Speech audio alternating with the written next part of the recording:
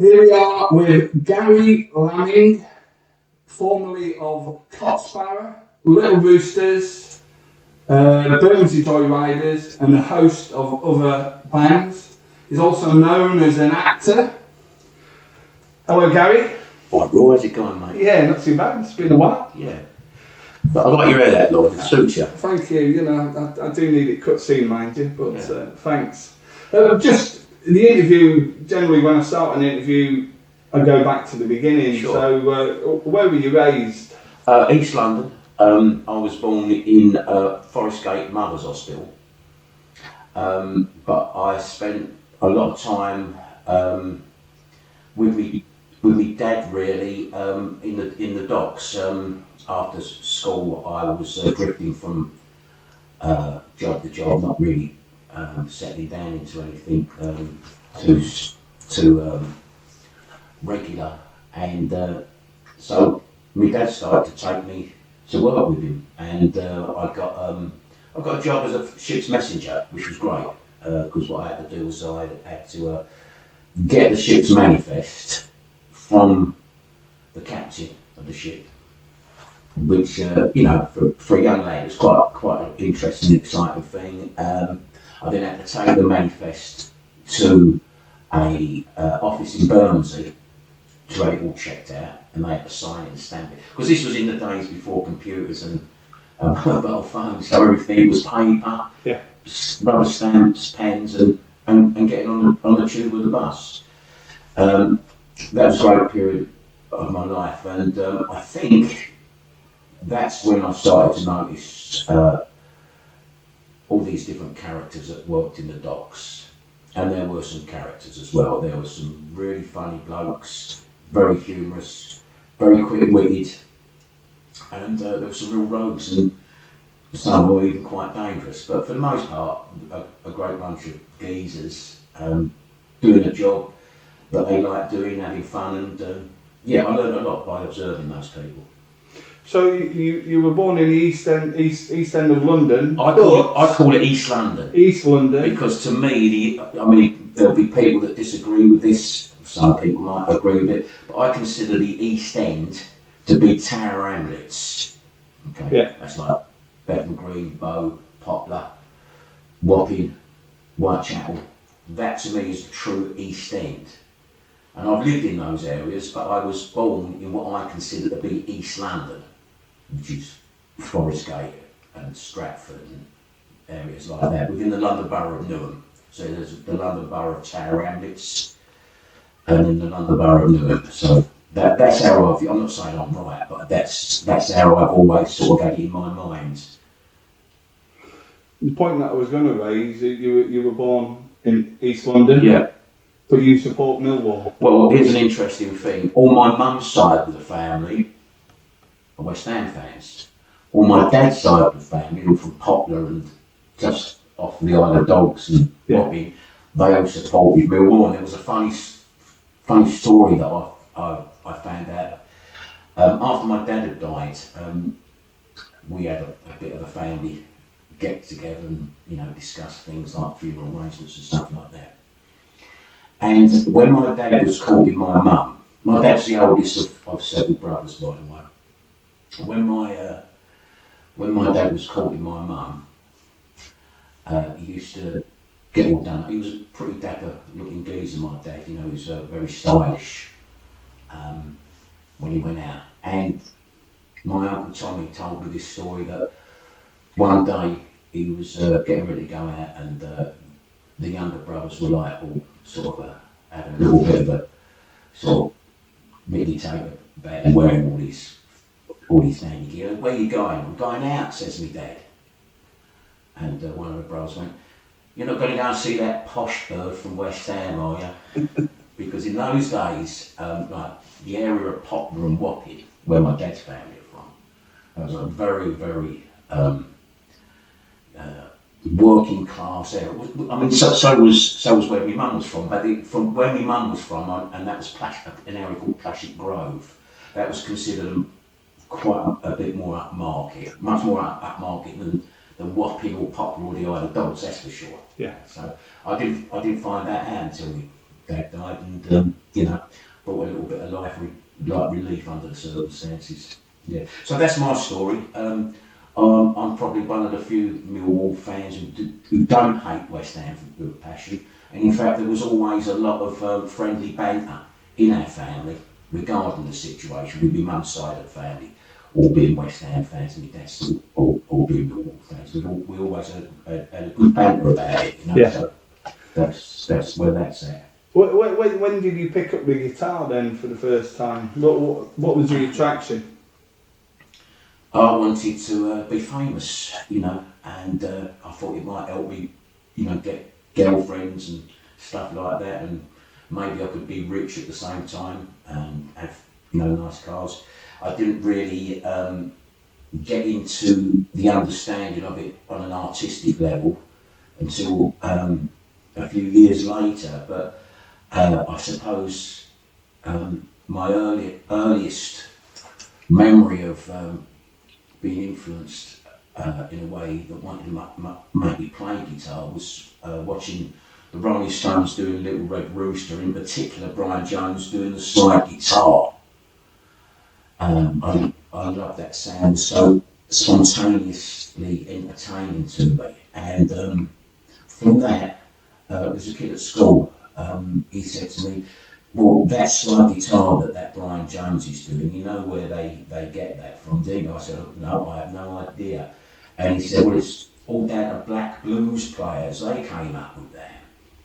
And I suppose I'm probably not the only one to discover the blues via the Rolling Stones, but it was a very educational. I learned more about black culture and America through being a Rolling Stones fan than I ever did at school, Yeah. Because once it's like one thing leads on to another, so you find out about the black blues players playing slide guitar, and then I found out that one of the reasons why slide guitar was invented is because they didn't have enough money, they didn't earn enough money to buy their own guitar, so they would make the guitar, and consequently the action, the strings from the neck was too high to hold the string down on the fret, so somehow they had to get around that, and somebody came up with the idea of putting a bottle across it, and there's your bottleneck blues that comes into existence. So when did you get your first guitar then? Must have been about 14, but I didn't get very far with it. No. I had an initial sort of 2 weeks sort of enthusiastic passion with it, jumping about and looking in the mirror, and I couldn't get anywhere with it whatsoever. And it wasn't until we moved away from East London. So getting back to my dad, he had an accident in the docks, quite a serious. He recovered from that, but kind of freaked my mum out. And what happened was, around about that time as well, was they were gradually thinking about closing the docks down, and the way they were doing that was they were phasing all the industry of the docks out towards Tilbury or down to Tilbury. They were making everything into containers, rather than having dockers load it off of ships. Yeah. They were coming. The goods were coming in from overseas on containers, so you just got like a crane that turns out, pick that up, put that on there, that grab the container. Yeah. Whereas before, that was all the goods were in loose kind of crates and stuff like that. And in order to get rid of the dockers out of the London docks, the Royals and Surrey docks, as it was then, rather than Surrey Quays, was to offer them severance pay. They'd work out how many years a bloke had got left working in the docks, and they'd give him the money to, go and find another job elsewhere.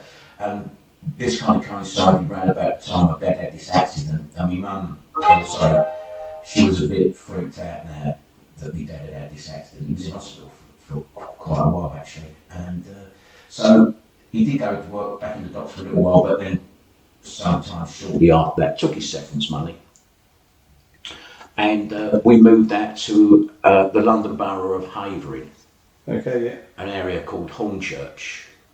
Now there, I met some other lads who were playing guitar and were quite advanced on it, and I was very impressed with their ability to play guitar. And another mate of mine who was interested in learning to play guitar, a complete beginner like myself, Yeah.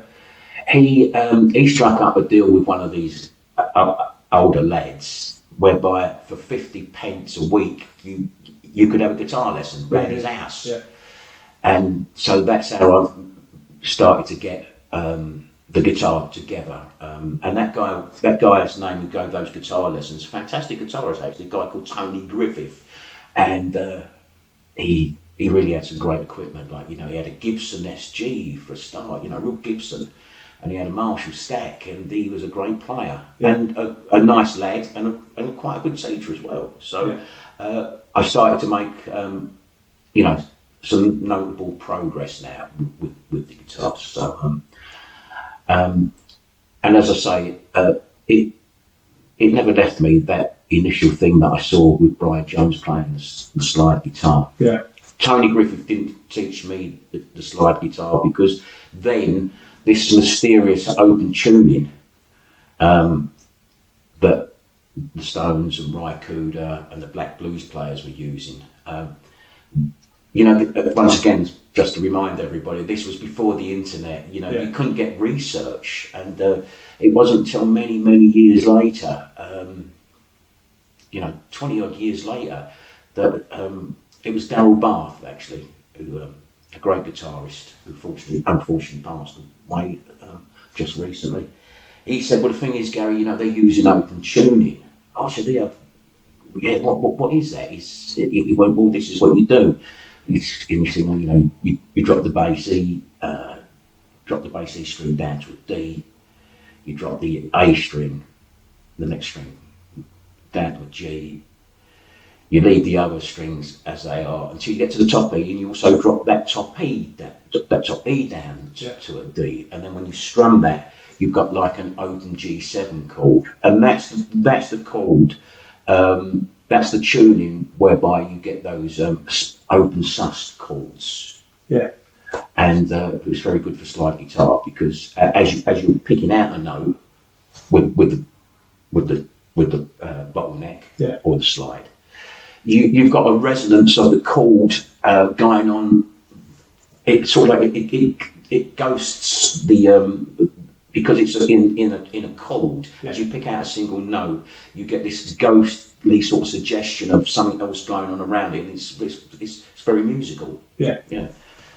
So when you started taking lessons? Yeah, with Tony Griffith, Yeah. and it was very beneficial to me. He showed me how to play rock and roll chords, because the other guitarist I really liked was Chuck Berry. Yeah. I love Chuck Berry, Yeah. and that again was probably an influence from the Rolling Stones. And I remember really struggling to learn how to play the Chuck Berry rock and roll chords, which looks like something out of a Tudor torture chamber, like stretch your hand right up there, that sort of thing. Yeah. So when did you join or form your first band? How many years later? Oh, I was at school. I would have been about, 15 and a half now, 16, and it was like a hodgepodge of sort of covers, half-finished originals, and half-finished originals that would then become covers, and vice versa. That was just a school band with different members coming and going. And I suppose the first serious band that I was in was Janus, which then became Cock Sparrer. I joined Janus in '74.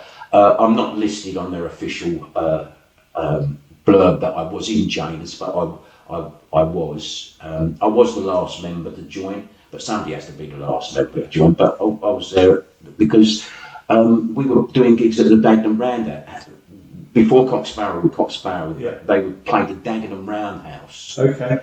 which was a great gig, and that's when they were called Janus, and we supported, 10 years after Alvin Lee. We supported the first Motorhead with Larry Wallace of the Pink Fairies Okay. on guitar. What year was that then? Yeah, this has been around about 74. Okay. You know. So that to me was like very exciting that to be playing in a band that was playing at such a credible gig. You know, the Dagenham Roundhouse was really a gig with a lot of credibility, and it was difficult to get a gig there. Yeah. I think Colin, the lead singer, might have had some kind of connection with one of the booking agents. We've done quite a few gigs down there, and I always went to see bands play there in the first place. So when I went from just being a punter that would go down there, it was a Saturday night gig. I went from being a punter, watching bands down there on a Saturday night, and I was at an age when seeing the support band was very vital as well. It was the whole evening. I just weren't turning up to see them, mate, and then all of a sudden I'm playing for a band that can actually do gigs there. So it was like very exciting for me. Yeah. How would you describe the sound of Janus? That's something that I was immediately impressed with. They did have a sound, most certainly. They didn't sound like all the other bands that were doing covers. They didn't sound like a band that were trying to sound like anybody else.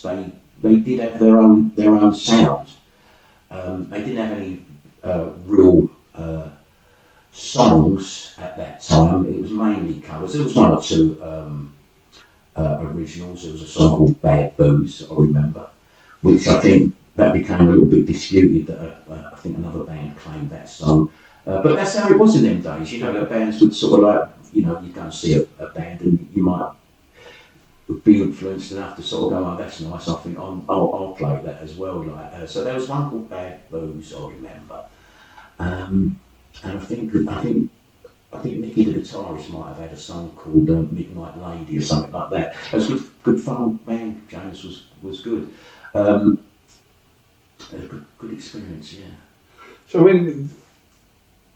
when did the change of Cock Sparrer happen? And what was the reason behind that was me being pushy, and I was pushy, and I didn't have a lot of decorum in those days, and I didn't have a graceful way about doing things, and I was now quite influenced by bands like the MC5 and the New York Dolls and the Stooges, and I had this kind of inclination that if we could present ourselves as a anti-music band, a band that weren't into long guitar solos and being, technically brilliant. And I was always banging on about, it's got to be like it's got to be like a demonstrative street sound to appeal to younger kids of like 15 to 16, not 23-year-old sort of art school students. And in some ways I was right, but in some ways, in a lot of ways, I think I pushed that a little bit too hard, and I think it sort of may have upset a few people in the band. I could have gone along with it in a much more gentle way, I think. Yeah. So when was this? When did Janus become Cock Sparrer? I think it was at the end of '75, and I can't. Malcolm McLaren came down to see us. Yeah. How did that happen? I think there might have been a few members in the band all trying to get people to come down and see us. And I remember I wrote a letter and I said, imagine a band that's a cross between the Who and the Bay City Rollers. This could be a very marketable thing for anybody that knows how to market stuff, and I was sending letters out like that. We didn't sound anything like a cross between the Who or the Bay City Rollers, but in my mind, that's the way I was hoping the band might go. And then Malcolm McLaren came down to see us rehearse in a pub in East London. I think it was called the Rodins. There was a little space on top of the on top of the pub, which we would hire for a small amount of money once a week. And Malcolm came all the way down from the King's Road, and I'll never forget it, because East London weren't the trendy sort of hip area in those days that it's now become. Yeah. This was a backstreet East London boozer full of builders, lorry drivers and bricklayers, And all of a sudden Malcolm McLaren comes tottering in through the doors on these ridiculously high platform girls' boots, skin tight leather trousers, little bolero type of jacket and a little shoulder bag. And as I see him walk through the door, I couldn't help but look at everybody's expression around the pub. There was one geezer in the corner eating a steak and kidney pie, and he was just frozen in suspense. I thought he was going to stop eating the pie and go and take a bite Malcolm's head off, But Malcolm was very cool. My instincts was like, let's get Malcolm upstairs to hear some music. Let's get out of this potentially volatile situation. And I said to Malcolm, thanks very much for coming down. Do you want to come up and listen to some music? And he just looked around at everybody in a very brazen and nonchalant way. He went, no, he said, I'm quite enjoying the ambience down here. And I thought, oh, crikey, he really is a provocative geezer. Yeah. And, good luck to him. But nothing ever came of that. Well, something did come of it, really, because when he came upstairs to listen to the band, what he said to me was, you look like a lad off the football terraces. You should work on that. And I did. So really and truly, something did come of it. And that football terrace thing that Malcolm suggested I should work on, I then, started to push that within the band as well, to be an image, which worked, because the band then began to adopt that look, which I think was it was a good alternative to the sort of more art school torn safety pin sort of uniform, which everybody was now using. I think that initial idea with the torn clothes, putting them back together with the safety pins, I thought that was a very clever artistic statement, which, like everything else, then just got done to bits with everybody doing it, and it then did become a uniform. But initially, I thought it was a very individualistic statement, really. So with Cock Sparrer, you started writing your own songs? I'd had a couple already, which weren't in the set. There was Running Riot, which I wrote the riff for. I wrote the opening riff. I wrote the chorus, and Steve Burgess filled in the verses. The verses are Steve Burgess's lyrics. Yeah. The chorus is mine, and most of the music is mine. But Steve Burgess definitely wrote the verse of that one. He kind of finished the song off. Yeah. And we went along those lines for much of the rest of the writing, whereby I'd get the song, the musical structure of the song. I'd come up with the chorus or something like that. Yeah. Not always, but for the most part, that was the format, and then Steve Burgess would fill in the verses.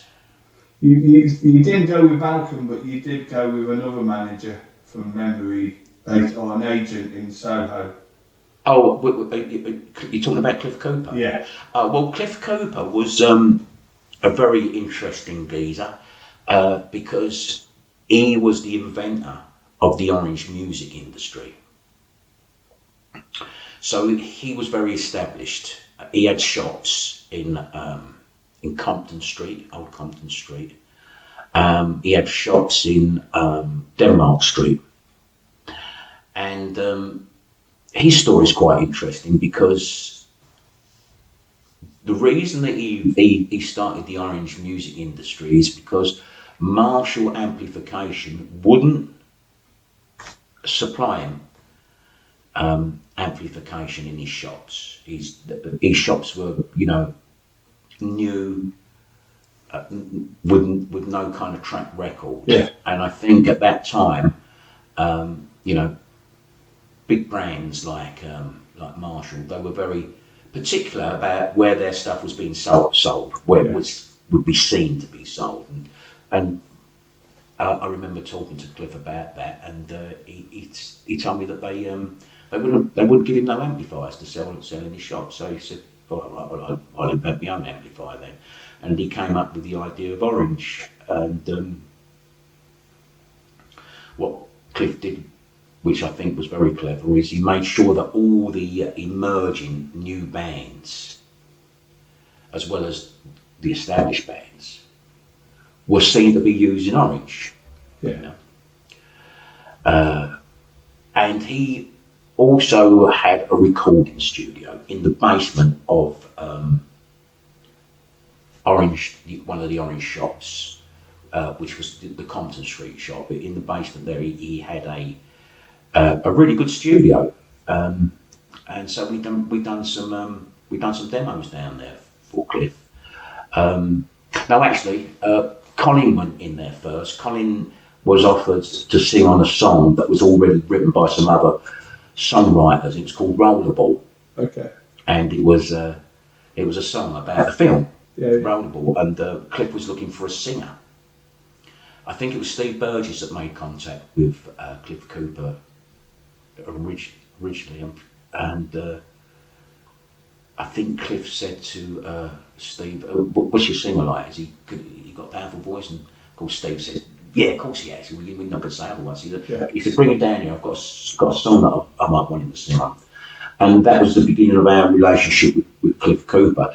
He done all right for us in some ways. I think I don't think he totally understood the band, but then again, at that time, I don't think many people did. But one thing that he did, a couple of things that he did that I was, always very pleased with. One, he got us on Decca, which was great for me because I was a Rolling Stones fan, and my favourite era of the Stones was the Brian Jones era, which is when they were on Decca. So that was great for me. I was really pleased with that. And then he got us on tour with the Small Faces. Perfect. Which I think all the bands were very, very pleased with. Yeah. And the Small Faces were really, really nice to us. Straight away they were, friendly with us. I think Kenny Jones gave Steve Bruce, the drummer, a pedal, if I remember rightly. And I think Kenny saw what Steve was using. He went, "Listen, man, take that. You're not going to get anything out of that other thing. Take this." So that was very kind. Ian McLagan, he was very kind to me. The first time I saw Ian McLagan was at the gig that we opened up with on the first night. Was in Sheffield, and he as he went to walk past me, he went, "Oh," he said, "Who does your hair?" I went, "Yes, all right, innit?" He went, "It's one of the best Small Faces haircuts I've ever seen." I said, "Oh, thanks, Ian, that's a real compliment coming to you." He said, "Well, who does it?" And I said, "My girlfriend." He went, "Oh, that's funny." He said, "My girlfriend does my hair." I said, "Oh, well, there you go. We've got girlfriends who know how to do Small Faces haircuts." And then as he went to shake me hand, "Which girlfriend's name?" Went, "Kim." He went, "That's my girlfriend's name as well." So we kind of sort of we hit it off a little bit really on the very first day of the gig, like, you know. So how many dates did you do with the small places? It weren't a very long tour. I think it was only about 10 or 12 days, but in very good venues. And the London venue was the Old Rainbow. Okay, yeah. Finsbury Park. Yeah. So did you think Decca got behind the band? What, for that? For the 3 singles, was it, or 2 singles in an album? I think they've done that as good as they could have done under the circumstances. So I don't think anybody, you know, we're talking about 76, 77, 78, and the punk rock thing then, I think it caught a lot of people on the hop, and those that it didn't catch on the hop weren't that interested, or they didn't understand it, or they didn't know how to market it. And as pleased as I was to be on Decca because of the past connection with Rolling Stones, I think they had a good go at it, Decca, but they weren't exactly cutting edge for that particular music at that time. And there was a couple of good lads there that tried really hard to do it, but maybe they didn't quite understand where the band was at. Yeah. Yeah, but great producer that they put us with though. That's one thing that Decca did do that was very good. And I think maybe Cliff might have had some dealings in that, as well as a guy there called Nick Tolber. Okay, yeah. He was a house producer. You may have heard his name. He done the first Thin Lizzy track, Whiskey in the Jar, and then the Rocker. Well, it might have been the Rocker first, and then Whiskey. But he was a producer in the full sense of the word. He knew how to produce. Yeah. He weren't there just moving a few sort of faders up and down and twisting a few sort of knobs on the desk. Yeah. He would make some very good suggestions. You know, leave that out there. Don't bring that in yet. Bring that in there because that will give that more impact and it will lift the song at the same time. You know, so he was an experienced producer and he was very part and parcel of that initial Cock Sparrer sound when I was in the band. You know. Yeah. Did you think, were Cock Sparrer ever a punk band or were they a rock band?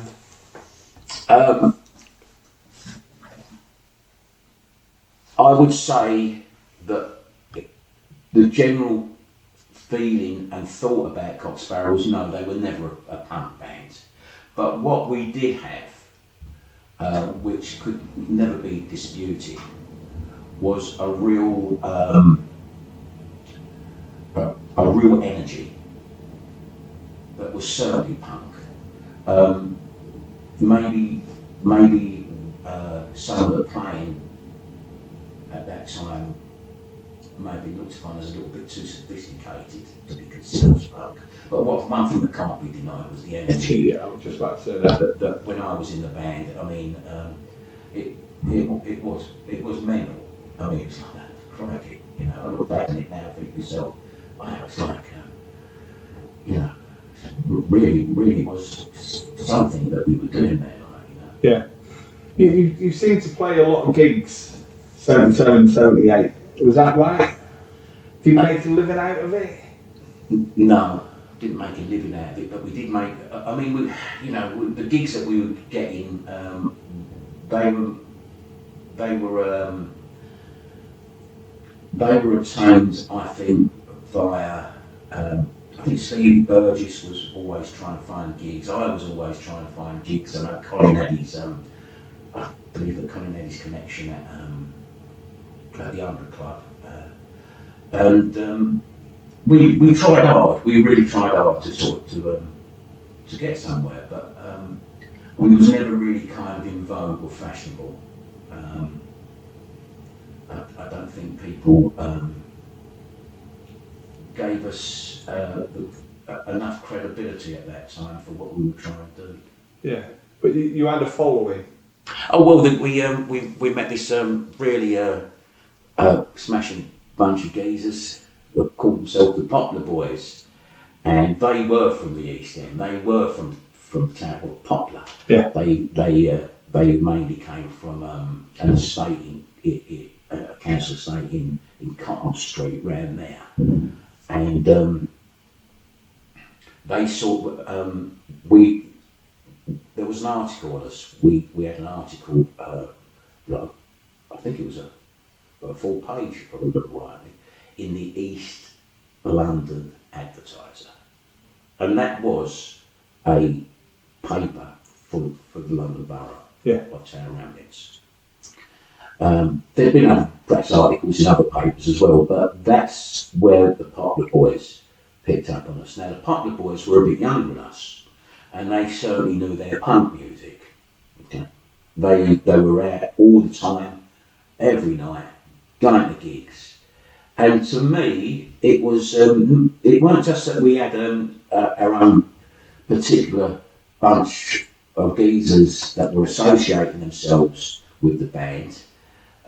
It was like a fairly solid endorsement in my book that those lads felt that we had something to say and we was doing something right, because they saw Terry Hayes, Terry Burke, Toshall, Song. They certainly knew their punk rock, and for them to come to our gigs, as I say, that was an endorsement in my books. Yeah. Who were some of the punk bands you played with? We've done quite a few gigs at the Roxy. Yeah. Who have we played with? Played with Chelsea, 999. We played with the Cortinas, I think. That was another gig. We played with the Jam. That was now when the Jam were quite big, though. Yeah. They'd edit records now. Who else? I'm sure there's some others, but I can't think at the moment. When did Decca drop you, or did they just not renew the contract? I think they just did not renew the contract. Yeah. We'd done the 2 singles, Running Right and We Love You. Yeah. I'm very, very proud of We Love You because, as one journalist said, who in their right mind would want to take a song like We Love You, which is practically uncoverable, and do this to it? I was always quite proud of that statement because, the song is a very loose kind of spacey song that drifts in and out of structure. Yeah. And my thinking behind it was, I wonder how Slade might play that song if they were going to cover it. I'm gonna do Slade playing We Love You. Yeah. And I showed it to the band, and it was a bit difficult to get it to sound how I envisaged it in my mind, until Cliff Cooper came past the studio. He went, "That sounds really good. What you need to do is you need to repeat that bit there and then go to that bit." And he just said that in passing, and so we tried that, and then suddenly things started to work.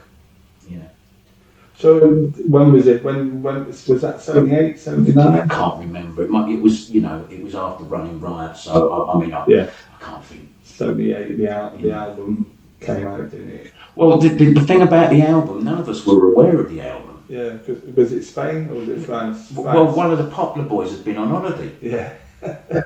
And we used to meet in one of the pubs we used to go in was the Old Globe. But in Stepney.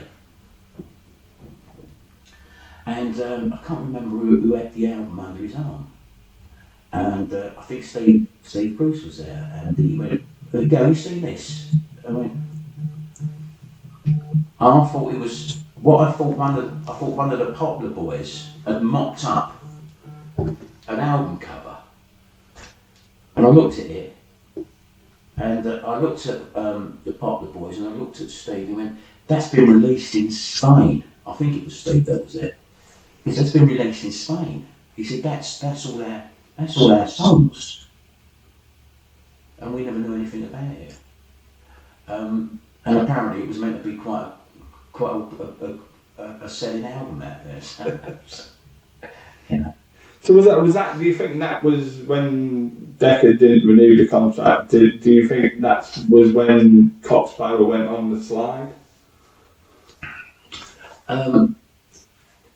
At some point, the band just stopped existing. Right. There was no sort of like, well, that's it. We can't take this no further. See you later. Yeah. That didn't really happen. I think it just sort of ceased. Yeah. Just stopped. And then you came out with Little Roosters with 2 of the band members. 2 of the band members did come into the Little Roosters, but not initially. What happened was I formed the Little Roosters, and I now was indulging my passion for that Stonesy faces, New York Dolls kind of thing. Yeah. The drummer left. He went and joined one of Glenn Matlock's bands. The Spectres. That was. Yeah, I think you're right. Yeah, because I saw them in 1980, supporting the Ramones. And then John, the bass player, he left. John was always into more prog, intellectual prog sort of stuff. So, you know, I didn't blame him for that. And I stayed friends with him for some time after that. I was quite upset that Graham left when he left, because we had some really good gigs lined up. I mean, we were headlining Dingwalls and headlining the Marquee. Yeah.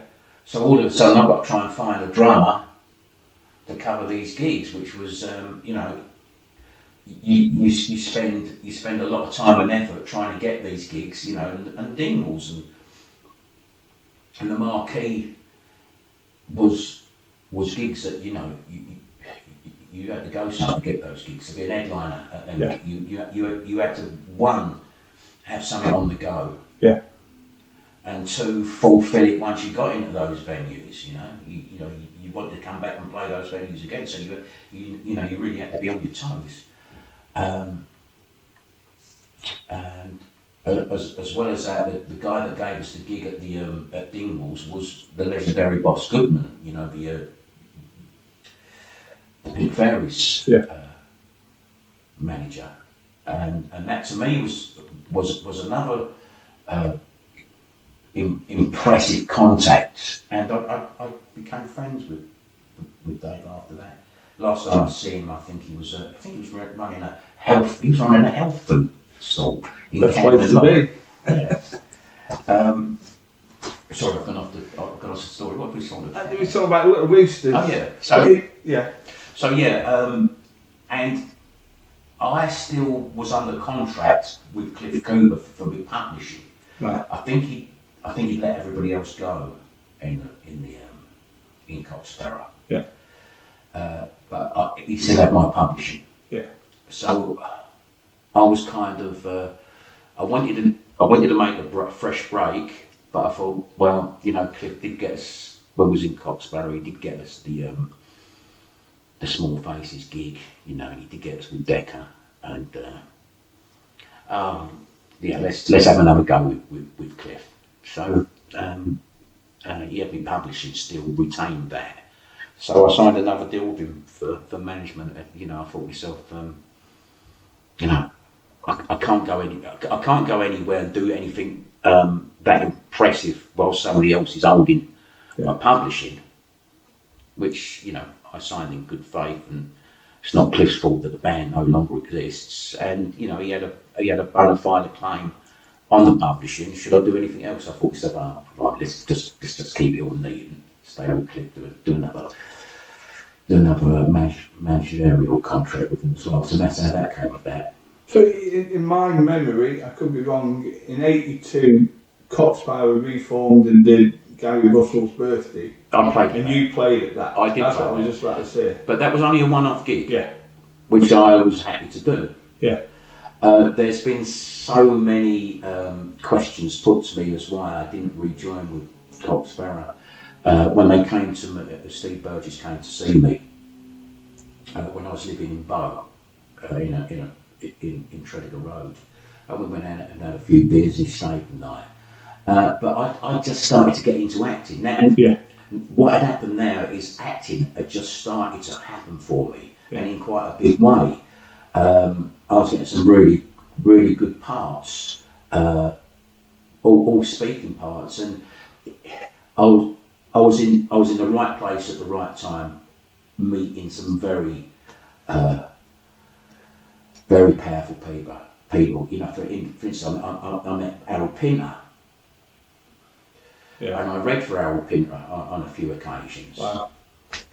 And Harold would, give me a little envelope with a few bob in it, like, thanks for coming over and reading the part. Like, he lived in Holland Park, and I remember going over to his house and saying to myself, crikey, look at this gaff, wow, unbelievable, Holland Park. I think it was up in Camden Hill, somewhere like that. Do you know what I mean? Yeah. I've met also Arnold Wesker, and Bernard Copps, the three original working class East End Jewish intellectual writers that were all writing about sort of struggle and the working class disposition. I met all three of them, one after the other. I met Gillian Diamond, the casting director at the Royal Court, who was also working for Harold Pinter. I've met Corinne Rodriguez, who was working as the top casting director at LWT. And all of a sudden, what I'd seemed to, and in some ways, well, in a lot of ways, what Cock Sparrer had been denied by the music industry. This kind of, Cock Sparrer kind of sort of, kept at arm's distance, they a little bit at the door, showing them a little bit, which was unkind and unnecessary, really. But all of a sudden, that arm distancing and that closed the door on your face sort of situation, now it was completely reversed. People were calling my agent up and going, I want to see Garry Lammin. And sometimes I didn't even have to go and audition. They just went, we've heard about Garry, we've seen what he's done, here's the script, tell us if he wants to do it. John Bruce, a director who was doing a BBC screenplay, on BBC Two they used to have a thing called the BBC Two screenplay, and it was a play filmed in a TV studio. It just sent me, it was a big part, it just sent me the script, and I just thought to myself, crikey, this is how it should have been when we was all in Cock Sparrer. This is the kind of sort of compliancy that we was always hoping for. So, for all intents and purposes, that is why I didn't rejoin Cock Sparrer, because I could not afford to now take my eye off the ball and off the focus to where I'd got it. Had I been a bit more mature, had I been a bit more confident, I could have done both. I could have done both nowadays. But then, this was like, crikey, I'm being asked to take penalties every day of the week, and all I've got to do is put the ball in the net. I've got to carry on doing that. Yeah.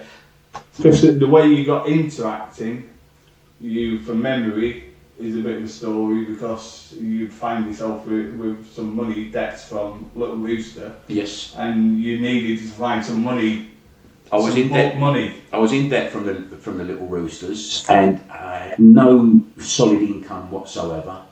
And I was playing pool in a pub down in Whitechapel, and this rather well-spoken lady came over to me. She said, I've been listening to you. She's got a marvellous, genuine working class London accent. Have you ever tried any acting? I went, yeah, at school. I was always in the school place, because I was a bit sort of boisterous at school. They used to put me into as much sports as possible, and the plays, to sort of like try and burn off a bit of energy, I suppose. I said, yeah, at school I loved this. I'd like you to read a play called Chicken Soup with Barley. Have you heard of it? I said, no, I hadn't heard of it. But that was one of the plays by Arnold Wesker, and I went down and auditioned for that. And that was at the Half Moon Theatre in Stepney, which in those days was a very credible theatre that was supported by the Greater London Council. They always used to get a grant, and they always would be putting on plays there that were like, quite thought-provoking plays about sort of like social status and stuff like that. And Chicken Soup with Barley certainly fitted that remit. And Arnold Wesker came down to see this play. The writer came down. And in the bar after the press night, I was approached by Corinne Rodriguez, who I'd never met before. She came up, she introduced, so my name's Corinne Rodriguez. I said, hello, Corinne. She said, I really enjoyed your performance. She said, I'm a casting director at London Weekend Television. And I've gone, well, oh, hello. Again, how are you, Corinne? She went, I'd like to introduce you to someone. Would that be all right? I went, yeah, sure. When do you want me to come and see you? She went, no, I mean now in the bar. I went, oh yeah, sure. So she went and got Arnold Wesker. And then all of a sudden I'm standing there, I'm talking to Arnold Wesker. Arnold Wesker then introduced me to some other people. I then was introduced to Gillian Diamond, who was a casting director at the Royal Court, but in particular also working for Harold Pinter. And that's how I got started in acting. And I had like 20 years of real cutting edge stuff there. Yeah. It peaked off in the end, and then, which is quite typical of me, I then went to drama school. After all that, I went and done a Master of Arts degree at drama school. And I remember walking out this front door and thinking, so what do you know what you're doing, Garry? Going to drama school after you've had that career and at your age, what do you hope to get out of this? And it came to me immediately. I want a new agent, because my agent had now retired, the one that I was with. Yeah. Very good agent by the name of Jan Evans. Her company was Evans and Rice. Very good, but she'd retired. So as I walked out this front door that first day of going down to making my way down to the drama school, I said to an involuntary thought came into my head. What are you doing? What would you want out of this? I thought, well, I need a new agent, and I was hoping that would come about when they'd done the end of term showcase in the West End. Yeah. And I want to try and get some more acting work, and that's exactly what happened. I've done the Master of Arts acting degree. I got quite a good mark in it. I got a new agent out of it from the showcase, and I got a new part in a new sitcom out of the showcase. So in some ways, the world of acting was always much more giving to me than the world of music. But is it fair to say when the acting took off in the 80s, you drifted away from music, or? I drifted away from applying myself to playing in bands. That would be true. And that is why I didn't. Excuse me. Sorry about that. That's okay. What was you saying? Oh yeah, so I drifted away from music, in as much as I was not applying myself to being in a band anymore, and that is why I didn't reform with Cock Sparrer at the time. But I never drifted away from music in my heart. No. In fact, there was a time when I was still with Jan Evans while she was still operating at Evans and Rice, and she said, look, Garry, you really should decide whether you want to do music or acting. I said, I've decided I want to do acting. She went, well, that's good. She said, because sometimes I worry that you are going to suddenly go off on a tour. I said, no, that's not going to happen. And I said to her, look, there's stuff that I turned down already. She went, well, I'm glad to hear that. She said, because it's no good me sitting in this office. You've got a name, you've got a reputation. People know who you are and they like you, but I just need to verify that if I, put you up for tours, theatre tours, you're not suddenly going to turn around and go, I'm doing a gig with some bands, so I assured her that I wouldn't be doing that. But then you did form a band with the Bermondsey Joyriders. What year was this? I reckon that was around about 2012. Yeah. We originally, the strange thing was, we originally formed in California. Okay. There was me and Martin Stacey, who I was at school with, and that's an interesting story because when we moved to Hornchurch, where I started to first take guitars more seriously, my dad came home one day and he said to me, "You're learning to play guitar with a kid at school called Martin Stacey?" I went, "Yeah, that's right." He went, and he said, "Did you know Martin Stacey before we moved to Hornchurch?" I went, "No." Oh, right. He said, "I've known his dad in the docks for the last 15 years. His dad was Martin Stacey's dad was a lighterman. You know, he had the tug. He pulled the ships into the dock. Yeah. So that was a bit of synchronicity. And at some point in time, I'd got a gig. I was doing a bit of solo guitar now. Yeah.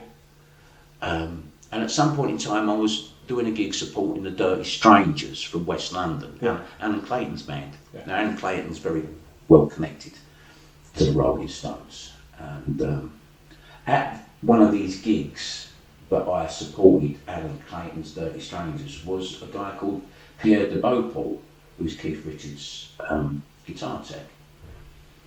And after I played, he went, "That's pretty good slide guitar playing." He said, "I love the way that you've taken slide guitar, you've made it into a structure rather than something that goes over a pre-existing track." We got to talk to him. Anyway, he invited me out to go and record with Pierre out in Greenfields, I think it was called, out in America, Connecticut, something like that. And what I did was I got onto a few people out in the States to say that I was coming over, and could they set me up a few little bar gigs, which I did do. I've played half a dozen bar gigs whilst going to see Pierre in the hope that might pay for my ticket, which it just about did. But when I was out there, a promoter who came to see me, who was invited by another promoter, said, "You need to put a band together." If you put a band together, he said, "I'll get you some proper gigs." So I came back, I got in contact with Martin Stacey, who I'd started playing guitar with whose dad was the lighter in the dogs. And Martin had played bass with Chelsea. No, Martin had played guitar for Chelsea. Okay. Yeah. So I said to him, "Look, I've got a chance of doing some gigs out in America. If I put a band together, do you want to come do the bass?" He went, "Yeah. Who should we get as drummer?" Now I said, "I'm going to ask Eddie Edwards at the Vibrators." Now Eddie couldn't do it. He said, "But here's a geezer that will do it for you. He lives in Long Beach, California. A good guy called Steve Goodway." So I phoned him up on his landline, and he goes, "Yeah." He said, "I'll do it. Great." And he also made some T-shirts for us, and he drove us around, and that's how. He said, "What's the band going to be called?" I said, "The Bermondsey Joyriders." He went, "The Bermondsey what?" I went, "No, Bermondsey." He said, "Yeah, that's what I said, Bermondsey." I said, "No, Bermondsey." And then I explained to him that I saw it as graffiti and in Docklands, and it was this gang of lads, Yeah. So that's how that came about, And we done some good records. The Bermondsey Joyriders. Yeah. The Bermondsey Joyriders recorded with John Sinclair at the MC5. Yeah. And that's an interesting bit of synchronicity because when me and Martin went with Steve Goodway out to America to play these gigs, each night we went on stage, we announced that we were playing the gig in the spirit and the memory of the great MC5. And a few people go, yeah, right. And we did that every night. We made that announcement. And when I came home, I went to check my answer phone messages on the landline. There was quite a few because people got away. But one of them was from a guy called John Brett. You know John Brett? He runs a poster shop down in Leather Lane in the city. I know the one. He does vintage rock and film posters. Garry, listen, get down here ASAP with your slide guitar. We've got John Sinclair down here doing his poetry, and he wants an atmospheric slide guitar player behind him. Well, this was just like to spar out synchronicity, because it's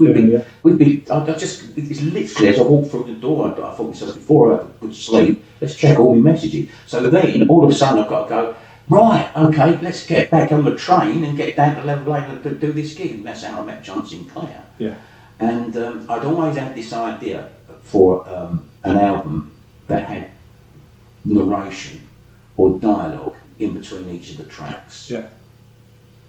I mean, I kind of got the idea a little bit from Ogden's, with Stanley Unwin. Yeah. But that's only 1 or 2 or 3 tracks. Yeah. I was thinking of a whole album, and my thoughts behind that was, if the music wasn't there, the narration and the lyrics of the songs would be a continuous dialogue of poetry, a call and response. So the narration would set up the question, and the response would be the lyrics. And I'd had those ideas roughed out. I didn't have the music to it, but now I found somebody appropriate to do that narration. That now guided me and inspired me to what sort of music was going to go behind it. So then I started to write Noise and Revolution. And we got John Sinclair in to do all the tracks, and people say to me now, and I look back at it and I think, myself, yeah, right. They went, how on earth did you manage to get John Sinclair to commit to that sort of body of work? Because John's a real free agent. John does what he wants when he wants and how he wants. You know, he's of a certain age now, and if he doesn't want to do something, he won't do it, and rightly so. But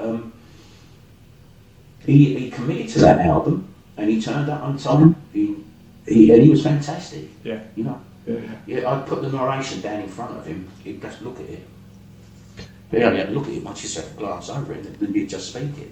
And I'd sit in the control room looking at that, and I think, oh crikey, that's somebody who's been doing that for a long, long time, isn't it? You know, it was quite impressive to watch really, and his voice was fantastic. Just as an add-on, Garry, one thing we didn't discuss was kind of like the main 3 bands that you were involved with, Cock Sparrer, Little Roosters and Bermondsey Joyriders. Style and fashion was very important. So, well, I think it always is with whatever band you're going to see or you're talking about. I think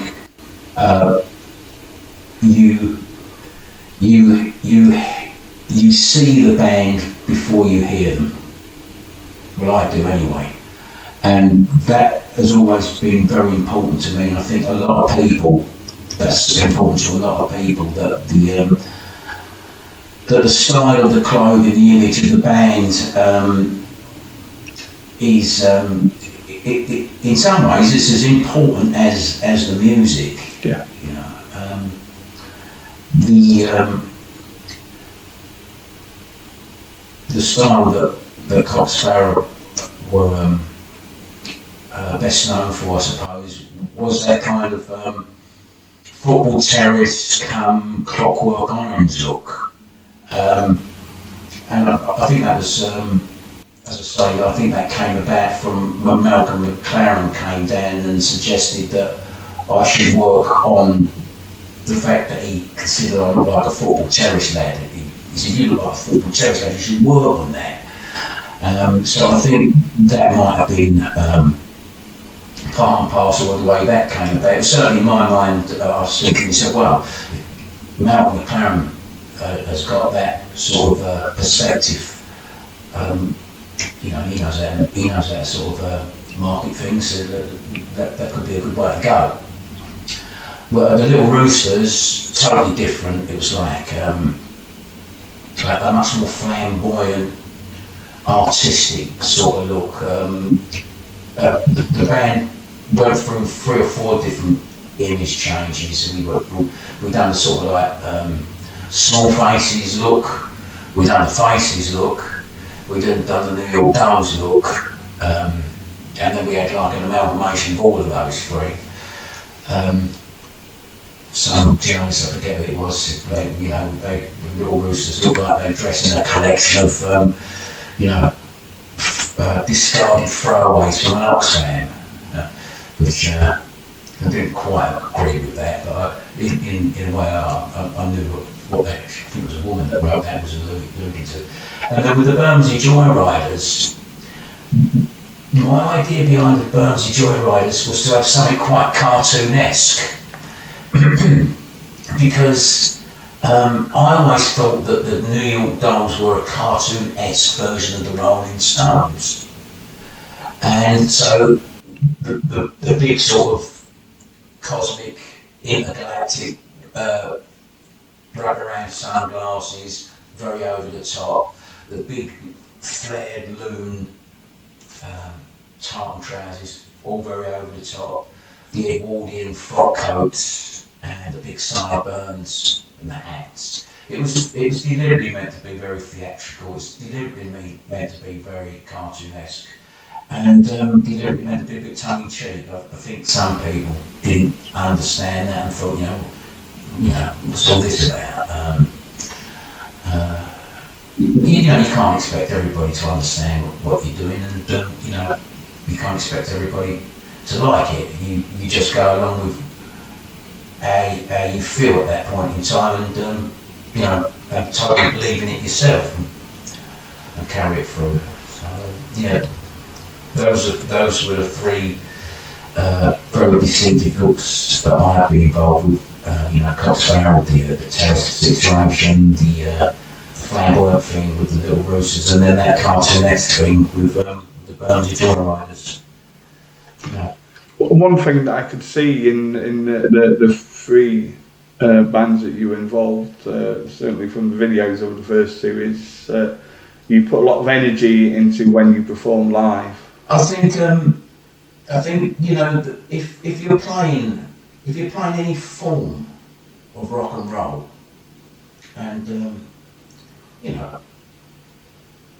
people might have a different interpretation of what Cock Sparrer were, but to me they were, certainly when I was in them, I considered them to be a rock and roll band first and foremost. But then again, I considered the Sex Pistols to be a rock and roll band. But that, to me, the Damned were a punk band. Right, yeah. They're very fast and furious, like da da da da da da. But if you listen to the Sex Pistols, to me they're like, they're like groovy rock and roll band to me. Yeah. That's what they sound like to me. So I think that any form of rock and roll does need to have a vitality, an energy that's young and vibrant. Like I said, Bermondsey Joyriders was a little bit long in the tooth by then, but I'm hoping that we came across as having a vibrancy and some vitality, and it didn't look like 3 old geezers sort of dressed up in the final shake of the dice. Yeah. I hope it didn't come across like that. No, I don't think it did. Yeah. It did. Yeah, it's good, isn't it? But if you were to give any advice to a young kid or young kids forming a band, what would it be? I would say listen to everything, and one of the things I regret really looking back on my career as a guitarist and songwriter is I kind of pigeonholed myself a little bit more than what was necessary. I was, and I think that stemmed from the lack of success with Cock Sparrer. I think because Cock Sparrer straddled 3 or 4 different potential genres, by the time I got in got the Little Roosters and the Bermondsey Joyriders together. I make sure everybody knows what it is that you're playing. You know, don't leave anything open to interpretation. Make sure you know what you're selling. You know, what are you selling oranges? We'll sell oranges then. You're selling apples? We'll sell apples. Don't try and sell half and half. But looking back on that now, I think I might have been a little bit too severe. And so to answer your question about the advice to younger musicians or guitarists or songwriters, listen to everything, be open to everything, and try everything out, you know.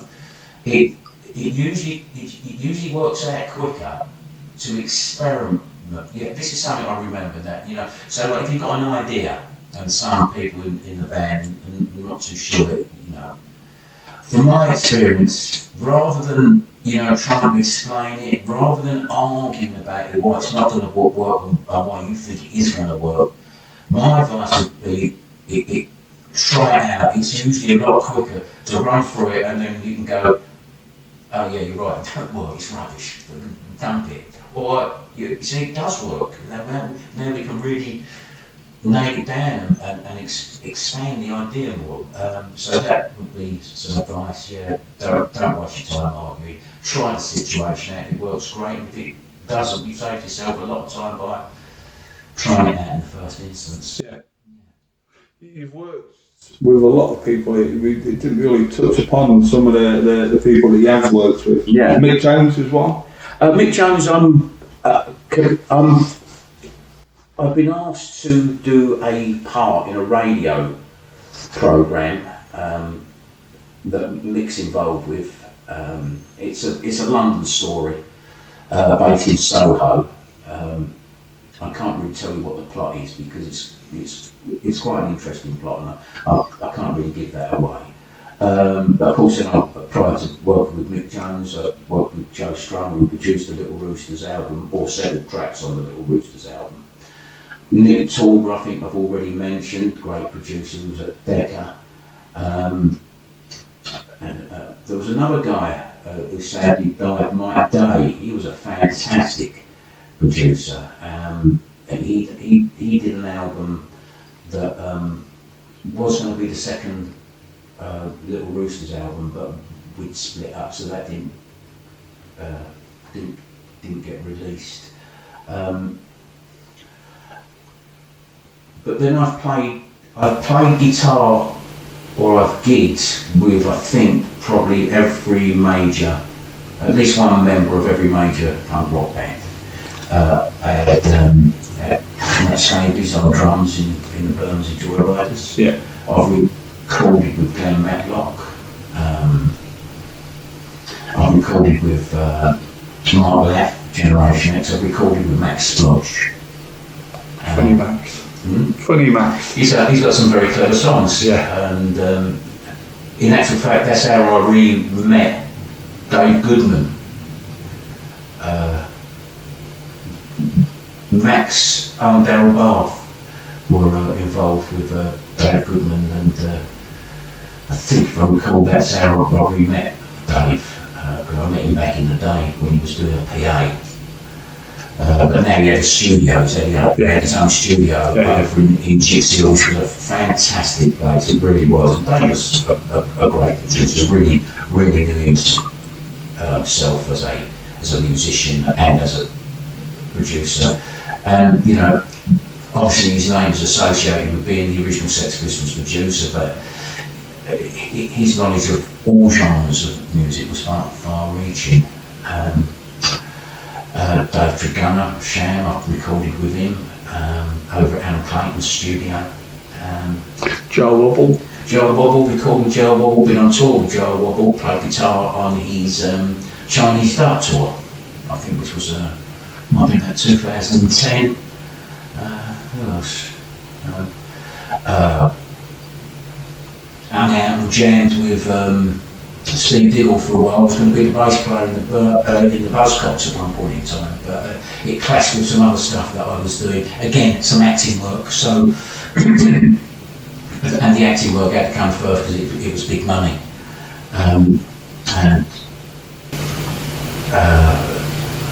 I enjoyed first couple of days with Steve.